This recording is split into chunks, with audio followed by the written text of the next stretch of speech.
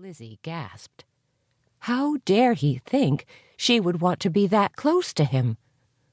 She summoned up her courage, swallowed her mortification, and raised her eyes to meet the clearest, bluest eyes she'd ever seen.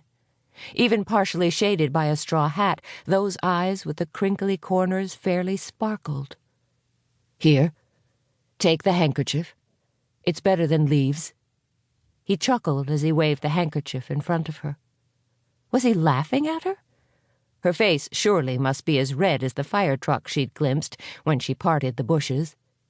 If the hole in the big old oak tree to her right had been large enough, she would have crawled inside it.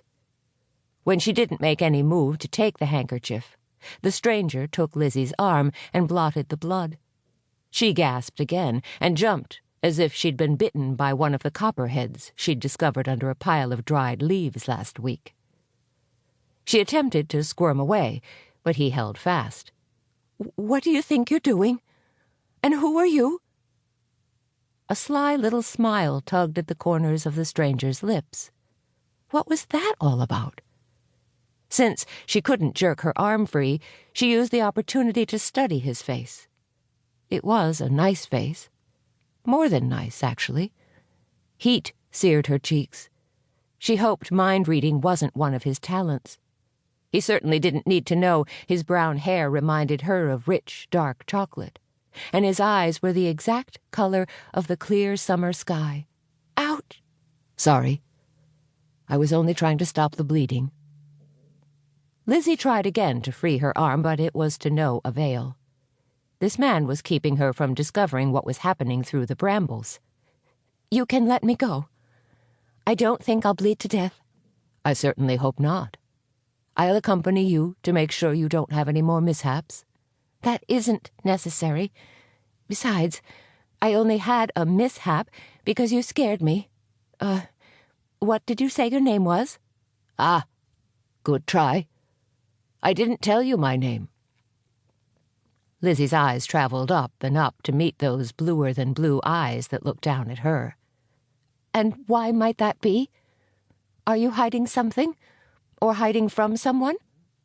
"You are a curious one, aren't you?" Lizzie shrugged. How was she going to shake free from this fellow towering over her? "I need to leave. Danke for your concern and for your handkerchief." She finally slipped her arm from his grasp, leaving him holding only the soiled cloth.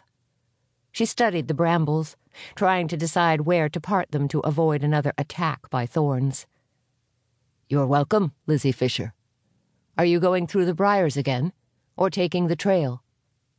Lizzie sucked in a sharp breath and turned back to face the stranger. How do you know my name? I don't believe we've ever met." "I know lots of things." "I don't care what else you know. I want to know how you know who I am when I don't know you from a hill of beans." The man had the audacity to chuckle. At her.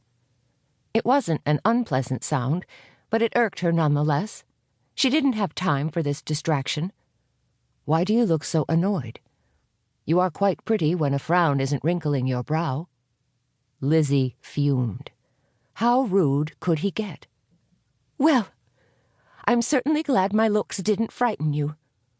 Though maybe if they had, she wouldn't be having this ridiculous exchange right now. "Ah, Lizzie. Most girls would be flattered to hear that they are considered to be pretty, and to find out a man knows who they are." "I am not most girls." "I can see that." A smile played with his full pink lips. "And you're a stranger who doesn't have the manners to tell me your name even though I've asked." "Did you ask nicely?" "Oh, you are such a bore." Lizzie knew the man wasn't from around here. She hadn't heard that anyone in her community had out-of-town visitors either. And she would know. Everyone knew if someone else had visitors. That's just the way things were. Well, she didn't have to stay rooted to the spot struggling to endure this rude stranger any longer. "I don't mean to be." "Really?" Lizzie looked back at the bushes. Yeah, she'd risk the thorns to make her escape from this.